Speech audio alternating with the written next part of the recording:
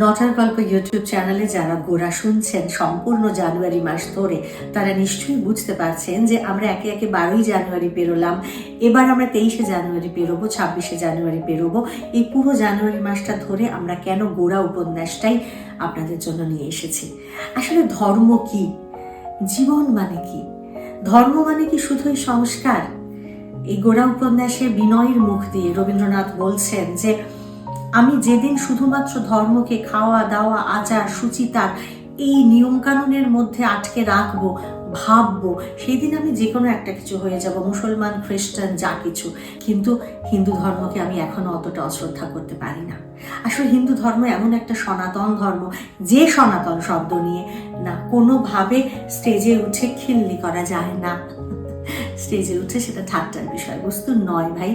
আসলে ধর্মকে ব্যবহার করে ক্ষমতাবান লোকেরা মানুষকে বরাবর বিভ্রান্ত করে এসেছে, সেই দিনও করেছে, আজকেও করছে।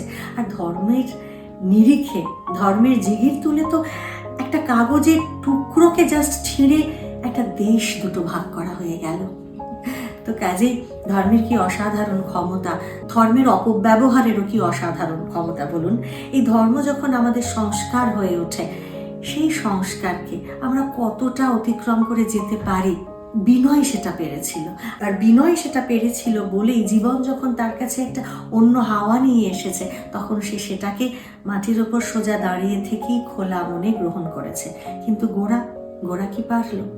গোরার কাছেও কিন্তু জীবন এক অন্য তোলপাড় নিয়ে এসেছে, আর সেই তোলপাড়ের নাম সুচরিতা। ধর্ম, জীবন, প্রেম, সমাজ, সেই সময়কার সমাজ সবটুকু নিয়ে একেবারে তোলপাড় করে দেওয়া উপন্যাস, জমজমাট উপন্যাস আসছে আগামীকাল, গোরার 4র্থ পর্ব। যারা এখনো শোনেনি তারা প্লিজ প্রথম 3টে পর্ব শুনে নিন, ইতিমধ্যে এসে গেছে। আগামীকাল আসছে 4র্থ পর্ব। সকালে ভালো থাকুন আর শুনতে থাকুন নটার গল্প, গপ্পে গপ্পে জমজমাট।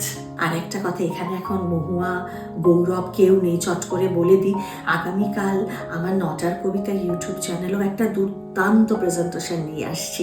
নানা কিচ্ছু কবিতার নামটা আমি এক্ষুনি বলছি না, প্লিজ কালকে একটু ওটাও শুনে দেখবেন, আর আমাকে অবশ্যই জানাবেন বিশেষ করে নটার কবিতাটা কেমন লাগলো। হ্যাঁ।